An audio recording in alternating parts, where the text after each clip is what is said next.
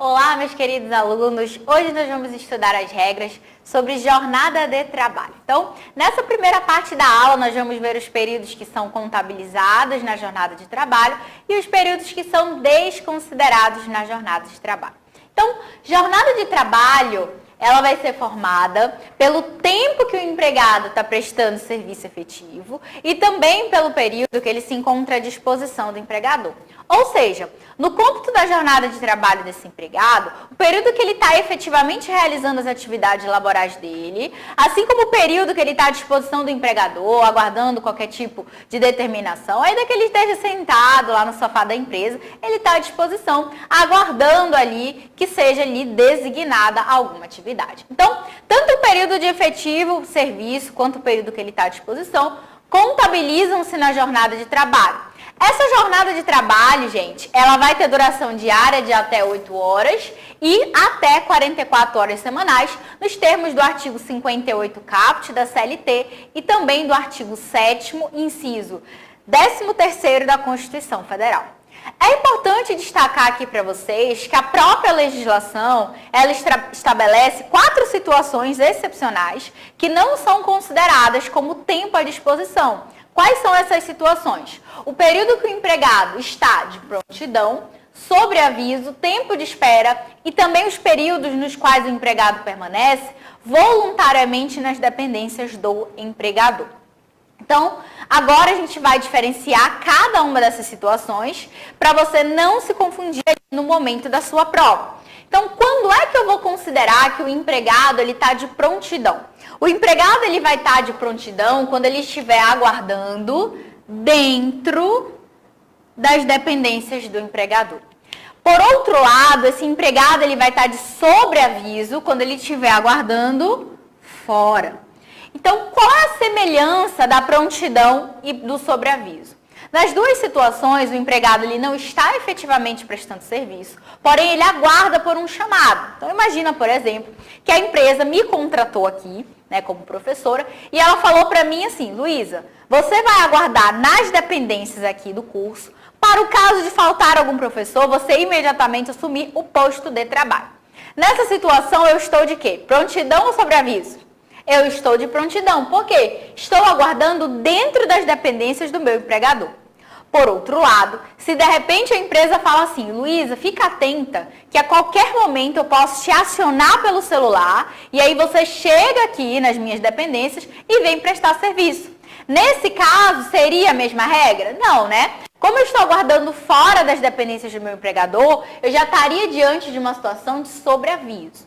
E aí o que acontece? Como a gente não está contabilizando esse período como efetivo labor pelo trabalhador, ele não vai ganhar a hora cheia de trabalho.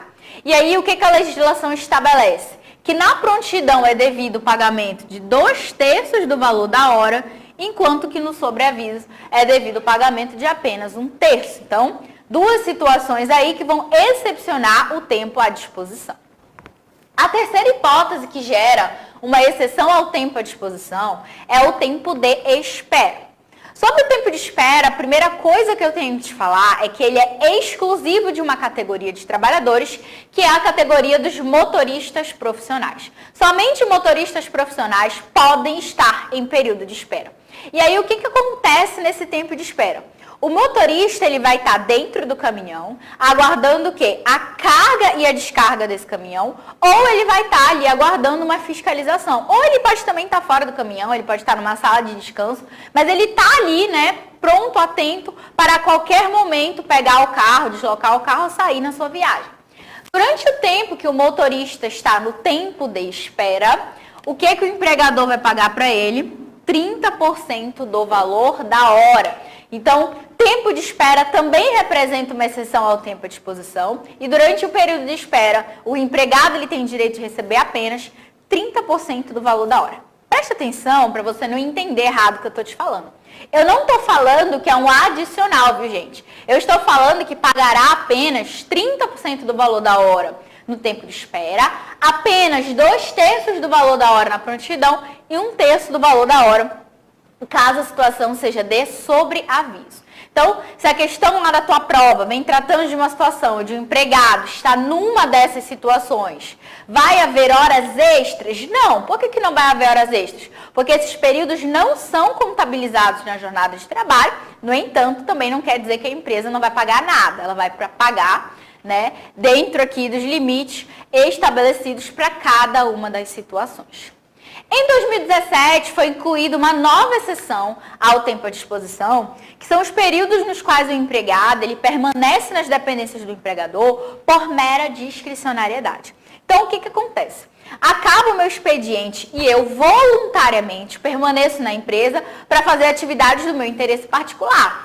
Atividades de lazer, atividades de educação, atividades religiosas, alimentação. Imagina que a empresa fornece o jantar, meu horário terminou 6 horas, o jantar sai 7h30, eu quero ficar esperando para já ir para casa depois de ter jantado. Posso fazer isso? Posso.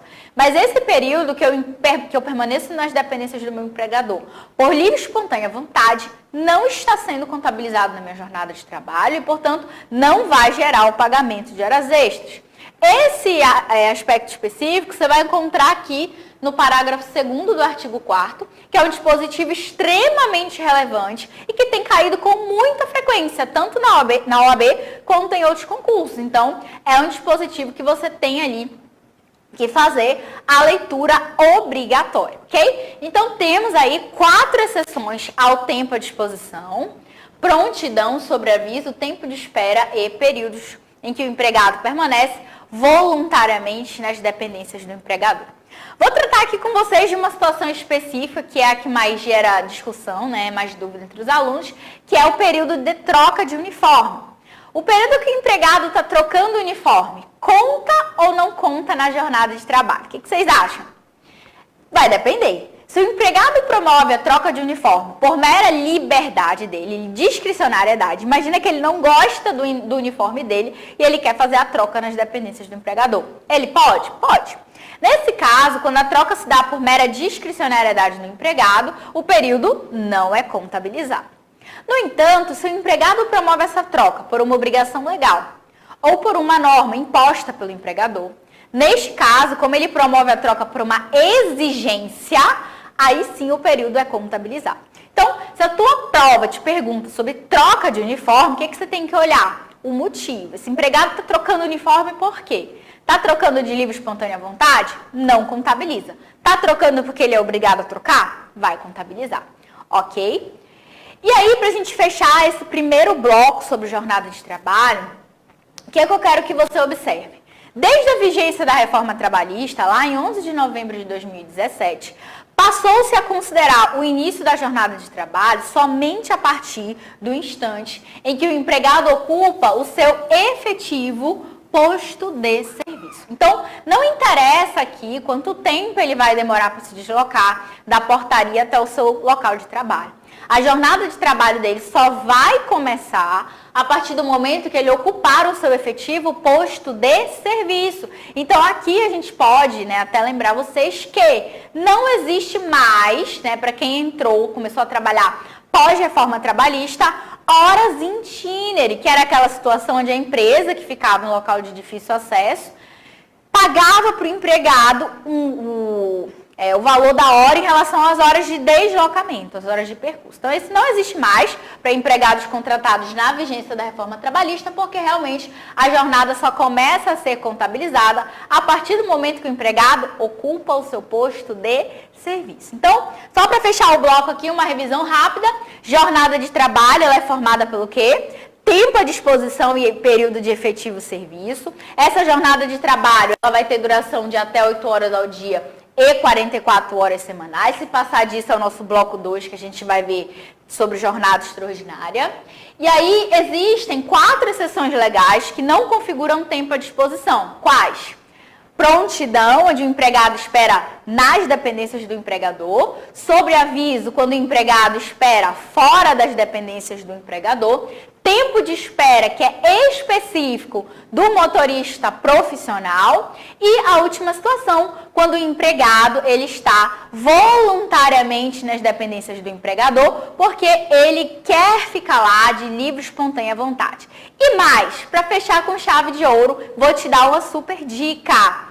O fato do empregado portar um aparelho telemático, como por exemplo um celular, o simples fato dele portar esse aparelho, não enseja no pagamento de sobreaviso.